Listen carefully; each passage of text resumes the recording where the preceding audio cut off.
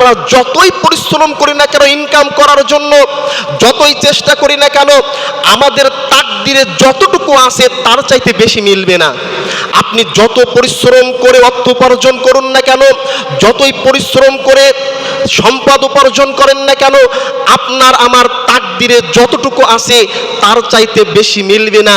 তার চাইতে বেশি আমার ধন সম্পদ আমি উপার্জন করলেও ভোগ করতে পারবো না। তাহলে আমার তাকদিরে যতটুকু আছে এতটুকু খেয়ে যদি আমাকে মৃত্যুবরণ করতে হয়, তাহলে আমরা কিসের জন্য আল্লাহকে বাদ দিয়ে এত পরিশ্রম করব? সাধারণ একটি মানুষের মোবাইলের চার্জ ফুরিয়ে গেলে কতই না টেনশন লেগে যায় যে মোবাইলে চার্জ নাই, কিভাবে আমি মোবাইল চালাবো। ফেসবুকের পাসওয়ার্ড ভুলে গেলে কতই টেনশন লেগে যায়। আজকে মানুষ মোবাইলের চার্জ না থাকলে মানুষ টেনশন করে। টিকটক বিভিন্নভাবে পাসওয়ার্ড নষ্ট হয়ে গেলে টেনশন করে।